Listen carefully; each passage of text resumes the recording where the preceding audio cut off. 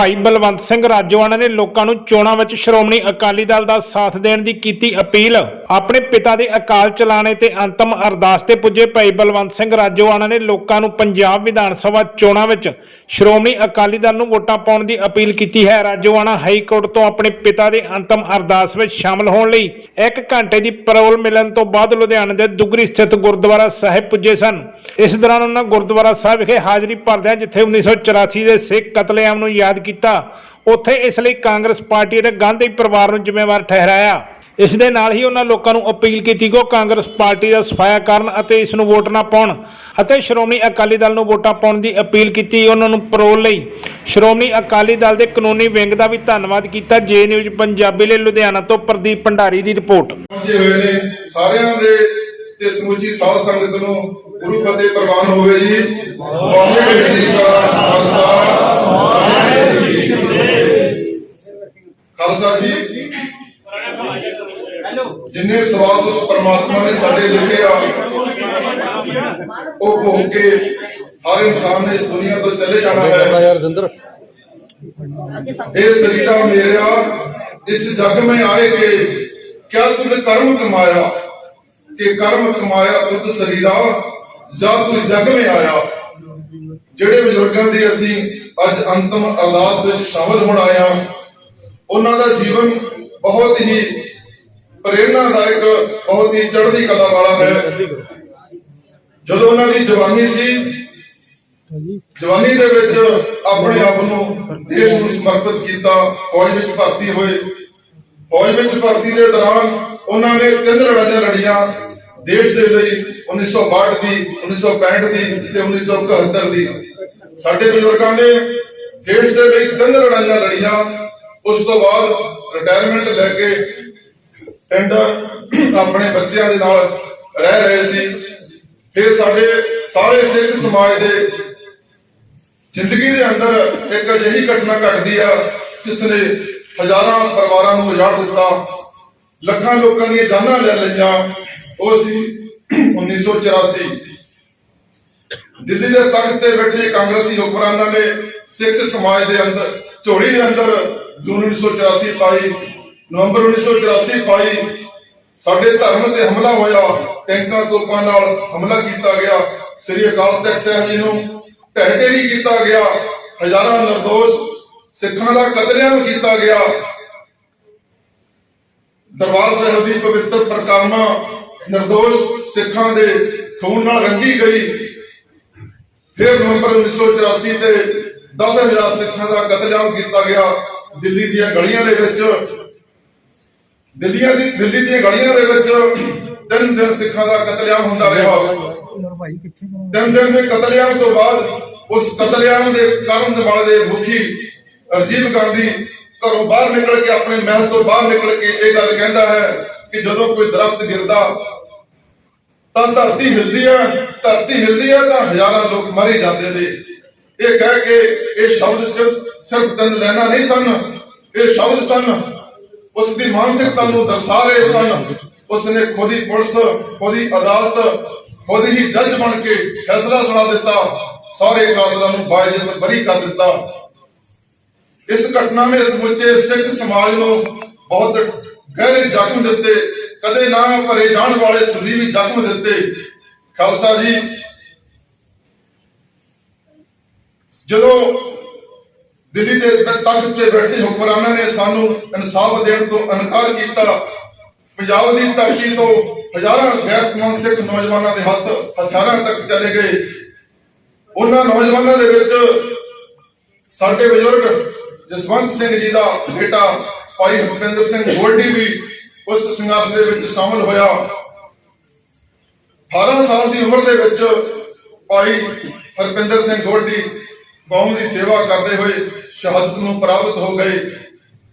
ਉਹਨਾਂ ਦੇ ਸੰਘਰਸ਼ ਵਿੱਚ ਸ਼ਾਮਲ ਹੋਣ ਦੇ ਕਾਰਨ ਪਰਿਵਾਰ ਨੂੰ ਬਹੁਤ ਹੀ ਕਸ਼ਟ ਸਹਿਣੇ ਪਏ, ਦੁੱਖ ਸਹਿਣੇ ਪਏ। ਸਾਡੇ ਬਜ਼ੁਰਗਾਂ ਦੇ ਕੇਸ ਪਾ ਕੇ ਜੇਲ੍ਹ ਭੇਜ ਦਿੱਤਾ ਗਿਆ। ਇਸੇ ਦੌਰਾਨ ਸਾਡੀ ਭੈਣ ਬੀਬੀ ਅਮਨਦੀਪ ਕੌਰ ਜੀ ਨੂੰ ਸਾਡੇ ਘਰ ਆ ਕੇ ਗੋਲੀਆਂ ਮਾਰੀਆਂ ਗਈਆਂ। ਇਸ ਸੰਘਰਸ਼ ਦੇ ਦੌਰਾਨ ਮੇਰੀ ਮੁਲਾਕਾਤ ਭਾਈ ਹਰਪਿੰਦਰ ਸਿੰਘ ਗੋਲਡੀ ਦੇ ਨਾਲ ਹੁੰਦੀ ਹੈ। ਉਹ ਮੁਲਾਕਾਤ ਮੈਨੂੰ ਉਹਨਾਂ ਦੀ ਸ਼ਹਾਦਤ ਤੋਂ ਬਾਅਦ ਖਿੱਚ ਕੇ ਪਰਿਵਾਰ ਤੱਕ ਲੈ ਜਾਂਦੀ ਹੈ।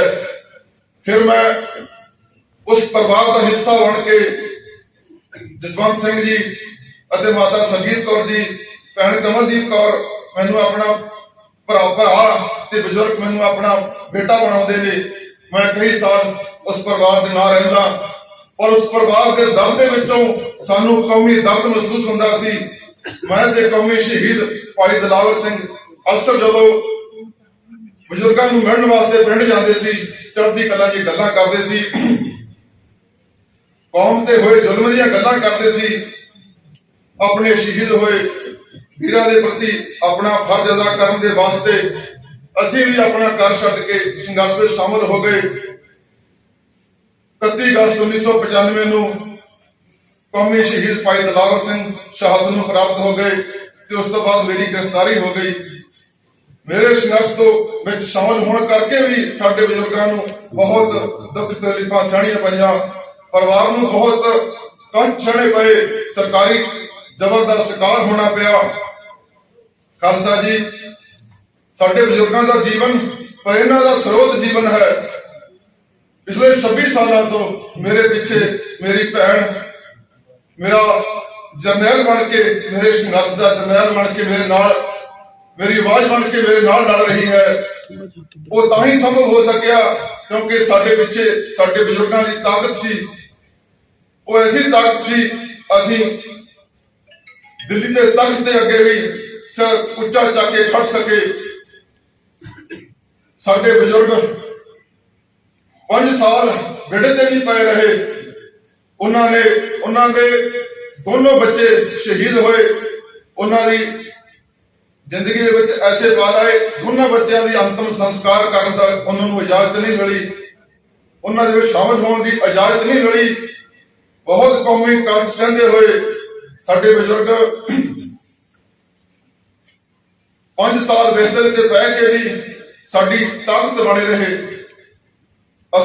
ਮੈਂ ਇਹ ਸੰਘਰਸ਼ ਤਾਂ ਹੀ ਲੜ ਸਕਿਆ ਕਿਉਂਕਿ ਮੇਰੇ ਪਿੱਛੇ ਮੇਰੇ ਨਾਲ ਮੇਰੇ ਜਰਨੈਲ ਦੀ ਤਰ੍ਹਾਂ ਵਿਚਰਦੀ ਮੇਰੀ ਭੈਣ ਬੀਬੀ ਕਮਲਦੀਪ ਕੌਰ ਸੀ ਤੇ ਉਹਨਾਂ ਦੇ ਪਿੱਛੇ ਸਾਡੇ ਬਜ਼ੁਰਗ ਇੱਕ ਤਾਕਤ ਬਣ ਕੇ ਖੜੇ ਸਨ।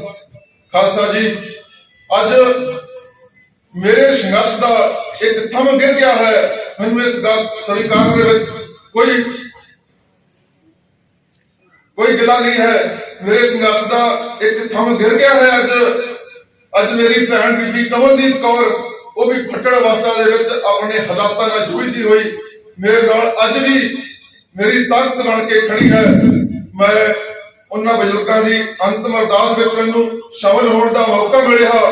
ਇਸ ਦੇ ਲਈ ਜਿਨ੍ਹਾਂ ਨੇ ਵੀ ਸਹਿਯੋਗ ਕੀਤਾ, ਉਹਨਾਂ ਸਾਰਿਆਂ ਦਾ ਦਿਲ ਦੀਆਂ ਗਹਿਰਾਈਆਂ ਤੋਂ ਮੈਂ ਧੰਨਵਾਦ ਕਰਦਾ ਹਾਂ। ਮੈਂ ਇੱਥੇ ਇਹ ਕਹਿਣਾ ਚਾਹੁੰਦਾ ਹਾਂ, ਮੈਂ ਸਾਰੇ ਜਿਹੜੇ ਤੁਸੀਂ ਸਤਿਕਾਰਯੋਗ ਮੇਰੇ ਬਹੁਤ ਹੀ ਸਤਿਕਾਰਯੋਗ ਬਜ਼ੁਰਗ ਇੱਥੇ ਕੌਮ ਦੇ ਆਗੂ ਇੱਥੇ ਆਏ ਹੋ, ਮੈਂ ਤੁਹਾਨੂੰ ਇਹ ਕਹਿਣਾ ਚਾਹੁੰਦਾ ਹਾਂ ਕਿ ਸਮਾਗਮ ਦੇ ਵਿੱਚ ਸ਼ਾਮਲ ਹੋਣਾ ਤੁਹਾਡੇ ਵੱਡੇ ਭਾਗਾਂ ਦੀ ਗੱਲ ਹੈ। ਜਦੋਂ ਵੀ ਇਹ ਸਮਾਗਮ ਖਤਮ ਹੋਏ ਤੁਸੀਂ ਮੇਰੀ ਭੈਣ ਦੇ ਘਰ ਜ਼ਰੂਰ ਜਾਣਾ। ਉਸ ਘਰ ਦੇ ਵਿੱਚ ਬੈਠ ਕੇ ਮਹਿਸੂਸ ਕਰਨਾ ਕਿ ਇਸ ਪਰਿਵਾਰ ਨੇ ਆਪਣੇ ਕੌਮੀ ਫਰਜ਼ ਅਦਾ ਕਰਨ ਵਾਸਤੇ ਕਿੰਨੇ ਕੰਠ ਸਹੇ। ਤੁਸੀਂ ਉਸ ਘਰ ਦੇ ਵਿੱਚ ਬੈਠ ਕੇ ਇਹ ਮਹਿਸੂਸ ਕਰੋਗੇ ਕਿ ਇਸ ਪਰਿਵਾਰ ਨੇ ਆਪਣੇ ਕੌਮੀ ਫਰਜ਼ ਅਦਾ ਕਰਨ ਦੇ ਵਿੱਚ ਕੋਈ ਕਸਰ ਬਾਕੀ ਨਹੀਂ ਰੱਖੀ। ਕਿਤੇ ਤੁਹਾਡੇ ਤੋਂ ਉਸ ਪਰਿਵਾਰ ਦੇ ਪ੍ਰਤੀ ਆਪਣੇ ਫਰਜ਼ ਅਦਾ ਕਰਨ ਦੇ ਵਿੱਚ ਕਮੀ ਜ਼ਰੂਰ ਰਹਿ ਗਈ ਹੈ। ਇਹ ਤੁਹਾਨੂੰ ਉਸ ਘਰ ਦੇ ਵਿੱਚ ਬੈਠ ਕੇ ਮਹਿਸੂਸ ਹੋਏਗਾ। ਖਾਲਸਾ ਜੀ, ਅਸੀਂ ਕੱਲ ਵੀ ਆਪਣੇ ਫਰਜ਼ ਅਦਾ ਕੀਤੇ ਸੀ, ਅੱਜ ਵੀ ਕਰ ਰਹੇ ਹਾਂ, ਅੱਗੇ ਵੀ ਕਰਾਂਗੇ। ਮੈਂ ਇੱਥੇ ਕਹਿਣਾ ਚਾਹੁੰਦਾ ਹਾਂ, ਸਾਡੇ ਬਜ਼ੁਰਗਾਂ ਦੀ ਆਤਮਾ ਨੂੰ ਸ਼ਾਂਤੀ ਤਾਂ ਹੀ ਮਿਲੇਗੀ।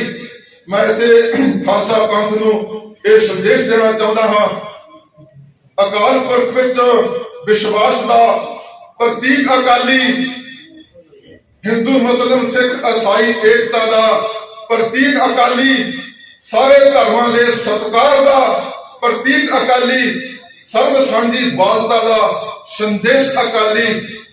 ਮੇਰੀ ਰੂਹ ਅਕਾਲੀ, ਮੇਰਾ ਦਿਲ ਅਕਾਲੀ। ਹਾਂ ਮੈਂ ਅਕਾਲੀ, ਹਾਂ ਮੈਂ ਅਕਾਲੀ ਚਾਹੁੰਦਾ ਹਾਂ। ਇਸ ਧਰਤੀ ਤੇ ਸਰਕਾਰ ਅਕਾਲੀ। ਖਾਲਸਾ ਜੀ, ਬੋਲੇ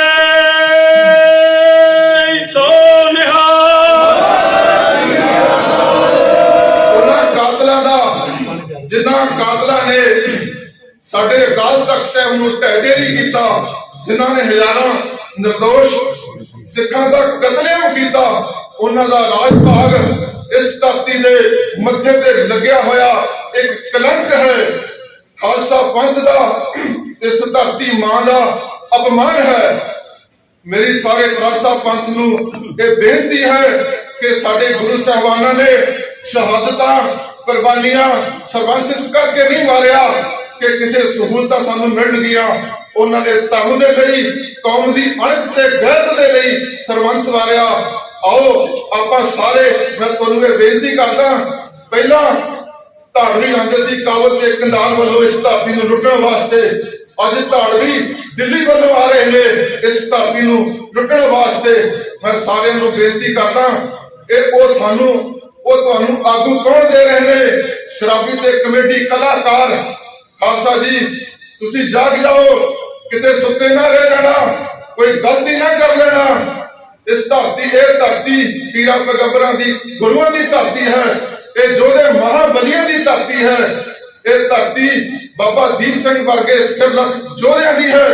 ਇਹ ਧਰਤੀ ਅਕਾਲੀ ਫੂਲਾ ਸਿੰਘ ਵਰਗੇ ਜਰਨੈਲਾਂ ਦੀ, ਹਰੀ ਸਿੰਘ ਨਲੂਏ ਵਰਗੇ ਜਰਨੈਲਾਂ ਦੀ ਹੈ। ਇਸ ਧਰਤੀ ਤੇ ਉਹਨਾਂ ਕਾਤਲਾਂ ਦਾ ਰਾਜ ਭਾਗ, ਉਹਨਾਂ ਧਾੜਵੀਆਂ ਦਾ ਰਾਜ ਭਾਗ ਇਸ ਧਰਤੀ ਦੇ ਮੱਥੇ ਤੇ ਲੱਗਿਆ ਹੋਇਆ ਕਲੰਕ ਹੈ। ਆਓ ਇਸ ਕਲੰਕ ਨੂੰ ਮਿਟਾ ਦਈਏ। ਸਾਡੇ ਬਜ਼ੁਰਗਾਂ ਦੀ ਆਤਮਾ ਨੂੰ ਸ਼ਾਂਤੀ ਤਾਂ ਹੀ ਮਿਲੇਗੀ ਜਿਨ੍ਹਾਂ ਨੇ ਉਹਨਾਂ ਤੇ ਜ਼ੁਲਮ ਕੀਤੇ ਨੇ, ਜਿਨ੍ਹਾਂ ਨੇ ਸਾਡੇ ਪਰਿਵਾਰਾਂ ਨੂੰ ਉਜਾੜਿਆ। ਹਜ਼ਾਰਾਂ ਮੇਰੇ ਵੀਰ ਸ਼ਹੀਦ ਹੋਏ ਨੇ, ਉਹਨਾਂ ਦੀ ਆਤਮਾ ਨੂੰ ਸ਼ਾਂਤੀ ਤਾਂ ਹੀ ਮਿਲੇਗੀ ਜੇ ਇਹਨਾਂ ਦੀ ਇਸ ਰਾਜ ਭਾਗ ਦਾ, ਇਸ ਕਾਤਲ ਕਾਂਗਰਸ ਦੇ ਰਾਜ ਭਾਗ ਦਾ, ਇਸ ਧਰਤੀ ਤੋਂ, ਇਸ ਦੇਸ਼ ਤੋਂ ਇੱਕ ਸਿੱਖ ਦਾ ਫਰਜ਼ ਹੈ ਜਦੋਂ ਵੀ ਤੁਹਾਨੂੰ ਵੋਟ ਪਾਉਣ ਦਾ, ਜੇ ਤੁਸੀਂ ਨਹੀਂ ਲੜ ਸਕੇ ਗੱਲ ਮੰਨੀ ਜਾ ਸਕਦੀ ਹੈ, ਲੇਕਿਨ ਵੋਟ ਪਾਉਣ ਦੇ ਅਧਿਕਾਰ ਦੀ ਵਰਤੋਂ ਕਰਦੇ ਸਮੇਂ ਇਸ ਵੋਟ ਪਾਉਣ ਦੇ ਅਧਿਕਾਰ ਨੂੰ ਆਪਣਾ ਹਥਿਆਰ ਸਮਝ ਕੇ ਉਹਨਾਂ ਕਾਤਲਾਂ ਦੇ ਖਿਲਾਫ ਵਰਤੋ। ਬੋਲੇ ਸੋਨਿਆ ਸਤਿ ਸ੍ਰੀ ਅਕਾਲ। ਧਰਤੀ ਤੇ ਸ਼੍ਰੋਮਣੀ ਅਕਾਲੀ ਦਲ ਸਾਡੀ ਪੰਥ ਦੀ ਨੁਮਾਇੰਦਾ ਜਥੇਬੰਦੀ ਹੈ, ਸਾਡੇ ਪੁਰਖਿਆਂ ਦੀ ਵਿਰਾਸਤ ਹੈ। ਇਹ ਵਿਰਾਸਤ ਜਿੰਨੀ ਤਗੜੀ ਹੋਏਗੀ, ਜਿੰਨੀ ਮਜ਼ਬੂਤ ਹੋਏਗੀ, ਖਾਲਸਾ ਜੀ ਉਨੇ ਹੀ ਸਾਡੇ ਹੱਕ ਸੁਰੱਖਿਅਤ ਰਹਿਣਗੇ। ਸਾਡੇ ਉਹਨਾਂ ਹਜ਼ਾਰਾਂ ਇਹਨਾਂ ਕਾਤਲਾਂ ਦੇ ਜ਼ੁਲਮ ਦਾ ਸ਼ਿਕਾਰ ਹੋਏ, ਉਹਨਾਂ ਹਜ਼ਾਰਾਂ ਸ਼ਹੀਦਾਂ, ਹਜ਼ਾਰਾਂ ਨਿਰਦੋਸ਼ ਸਿੱਖਾਂ ਦੀਆਂ ਆਤਮਾਵਾਂ ਨੂੰ ਸ਼ਾਂਤੀ ਤਾਂ ਹੀ ਮਿਲੇਗੀ ਜਦੋਂ ਇਹਨਾਂ ਕਾਤਲਾਂ ਦਾ ਰਾਜ ਭਾਗ ਇਸ ਧਰਤੀ ਤੋਂ ਖਤਮ ਹੋਵੇਗਾ। ਇੱਕ ਸਿੱਖ ਦਾ ਫਰਜ਼ ਹੈ ਜਿੱਥੇ ਵੀ ਕਦੇ ਉਹਨੂੰ ਮੌਕਾ ਮਿਲੇ ਇਹਨਾਂ ਦੇ ਖਿਲਾਫ ਵੋਟ ਕਰੋ, ਇਹਨਾਂ ਦੇ ਰਾਜ ਭਾਗ ਨੂੰ ਖਤਮ ਕਰਨ ਲਈ ਵੋਟ ਕਰੋ। ਮੇਰੇ ਪਿਤਾ ਨੂੰ, ਉਹਨਾਂ ਹਜ਼ਾਰਾਂ ਸ਼ਹੀਦਾਂ ਨੂੰ, ਤਾਂ ਹੀ ਉਹਨਾਂ ਦੀ ਆਤਮਾ ਨੂੰ ਸ਼ਾਂਤੀ ਮਿਲੇਗੀ। ਮੈਂ ਇੰਨਾ ਕੁਝ ਬੋਲਦਾ ਹੋਇਆ ਤੁਹਾਡੇ ਤੋਂ ਸਾਰਿਆਂ ਨੂੰ ਮੈਂ ਧੰਨਵਾਦ ਕਰਦਾ ਜਿਹੜੇ ਵੀ ਇੱਥੇ ਸਾਡੇ ਪਿਤਾ ਜੀ ਦੇ ਇਸ ਸਮਾਗਮ ਦੇ ਵਿੱਚ ਸ਼ਾਮਲ ਹੋਣ ਲਈ ਪਹੁੰਚੇ ਨੇ। ਮੇਰੀ ਭੈਣ ਦਾ ਯੋਗਦਾਨ ਮੈਂ ਕਈ ਜਨੋਂ ਨਹੀਂ ਦੇ ਸਕਦਾ, ਮੈਂ ਨਹੀਂ, ਇਹ ਸਮੁੱਚੀ ਕੌਮ ਇਹ ਯੋਗਦਾਨ ਨੂੰ ਦਾ ਕੋਈ ਮੁੱਲ ਨਹੀਂ ਉਤਾਰ ਸਕਦੀ। ਮੈਂ ਤੁਹਾਨੂੰ ਫਿਰ ਇਹ ਬੇਨਤੀ ਕਰਦਾ, ਤੁਸੀਂ ਮੇਰੀ ਭੈਣ ਦੇ ਘਰ ਜਾ ਕੇ ਬੈਠ ਕੇ ਮਹਿਸੂਸ ਕਰਨਾ ਕਿ ਇਸ ਪਰਿਵਾਰ ਨੇ ਆਪਣੇ ਕੌਮੀ ਫਰਜ਼ ਅਦਾ ਕਰਨ ਦੇ ਵਿੱਚ ਕੋਈ ਕਸਰ ਬਾਕੀ ਨਹੀਂ ਛੱਡੀ। ਤੁਹਾਡੇ ਤੋਂ ਕੋਈ ਕਮੀ ਜ਼ਰੂਰ ਰਹਿ ਗਈ ਹੈ, ਇਹ ਤੁਹਾਨੂੰ ਉਸ ਗੱਲ ਦਾ ਅਹਿਸਾਸ ਹੋਵੇਗਾ। ਉੱਥੇ ਬੈਠ ਕੇ ਸਾਡਾ ਜੀਵਨ ਖਾਲਸਾ ਪੰਥ ਦੀ ਚੜ੍ਹਦੀ ਕਲਾ ਨੂੰ ਸਮਰਪਿਤ ਰਿਹਾ ਹੈ, ਹਮੇਸ਼ਾ ਰਹੇਗਾ। ਅੱਗੇ ਵੀ ਜਦੋਂ ਵੀ ਸਾਨੂੰ ਕੌਮੀ ਫਰਜ਼ ਅਦਾ ਕਰਨ ਦਾ ਕਦੇ ਕੋਈ ਵਕਤ ਆਏਗਾ, ਅਸੀਂ ਕਦੇ ਪਿੱਛੇ ਨਹੀਂ ਹਟਾਂਗੇ। ਮੇਰਾ ਇਹੀ ਕਹਿਣਾ ਹੈ, ਅਕਾਲ ਤਖਤ ਮਹਾਨ ਹੈ, ਸਿੱਖ ਪੰਥ ਦੀ ਸ਼ਾਨ ਹੈ। ਚੂਲ ਤੇ ਨਿਸ਼ਾਨ ਰਹੇ ਚੂਲ ਤੇ ਨਿਸ਼ਾਨ ਰਹੇ ਚੂਲ ਤੇ ਨਿਸ਼ਾਨ ਰਹੇ ਸਾਰਿਆਂ ਦੇ। ਤੁਸੀਂ ਸਾਰੇ ਇੱਥੇ ਸਾਡੇ ਸਮਾਗਮ ਦੇ ਵਿੱਚ ਚੱਲ ਕੇ ਆਏ ਹੋ, ਤੁਹਾਡਾ ਸਾਰਿਆਂ ਦਾ ਬਹੁਤ ਬਹੁਤ ਧੰਨਵਾਦ, ਦਿਲ ਦੀਆਂ ਗਹਿਰਾਈਆਂ ਤੋਂ ਧੰਨਵਾਦ। ਜਿਹੜੇ ਵੀ ਸ਼੍ਰੋਮਣੀ ਅਕਾਲੀ ਦਲ ਦੇ ਲੀਗਲ ਸੈੱਲ ਦੇ ਉਹਨਾਂ ਵੀਰਾਂ ਨੇ ਸਾਡੀ ਇਹ ਇਜਾਜ਼ਤ ਕਰਵਾਈ ਆ, ਉਹਨਾਂ ਦਾ ਧੰਨਵਾਦ। ਉਸ ਅਕਾਲ ਪੁਰਖ, ਸਭ ਤੋਂ ਵੱਡਾ ਉਸ ਅਕਾਲ ਪੁਰਖ ਵਾਹਿਗੁਰੂ ਦਾ ਧੰਨਵਾਦ ਜਿਸ ਨੇ ਮੈਨੂੰ 26 ਸਾਲਾਂ ਬਾਅਦ 1 ਘੰਟੇ ਲਈ ਆਪਣੇ ਪਿਤਾ ਦੇ ਇਸ ਅੰਤਮ ਅਰਦਾਸ ਵਿੱਚ ਸ਼ਾਮਲ ਹੋਣ ਦਾ ਮੌਕਾ ਦਿੱਤਾ। ਮੈਨੂੰ ਆਪਣੀ ਭੈਣ ਨੂੰ ਉਹਦੇ ਘਰ ਜਾਣ ਦਾ, ਅਜੇ ਮੈਨੂੰ ਘਰ ਨਹੀਂ ਲੈ ਕੇ ਗਏ, ਮੇਰੀ ਭੈਣ ਨੂੰ ਮਿਲਣ ਦਾ ਮੌਕਾ ਮਿਲ ਦਿੱਤਾ। ਮੈਂ ਸਾਰਿਆਂ ਦਾ ਧੰਨਵਾਦ ਕਰਦਾ। ਮੇਰੇ ਤੋਂ ਬੋਲਦੇ ਹੋਏ ਕੋਈ ਇਹੋ ਜਿਹਾ ਸ਼ਬਦ ਨਿਕਲ ਗਿਆ ਹੋਵੇ ਉਹਦੇ ਲਈ ਮੈਂ ਮਾਫੀ ਚਾਹੁੰਦਾ। ਤੁਸੀਂ ਸਾਰੇ ਸਤਿਕਾਰਯੋਗ ਹੋ। ਬਹੁਤ ਸਾਰਿਆਂ ਨੂੰ ਮੈਂ ਦੇਖ ਵੀ ਨਹੀਂ ਪਾ ਰਿਹਾ, ਇਸ ਕਰਕੇ ਸਾਰਿਆਂ ਦੇ ਲਈ ਬਹੁਤ ਬਹੁਤ ਸਤਿਕਾਰ। ਸਭ ਗੁਰੂ ਫਤਿਹ ਪ੍ਰਵਾਨ ਹੋਵੇ ਜੀ। ਵਾਹਿਗੁਰੂ ਜੀ ਕਾ ਖਾਲਸਾ, ਵਾਹਿਗੁਰੂ ਜੀ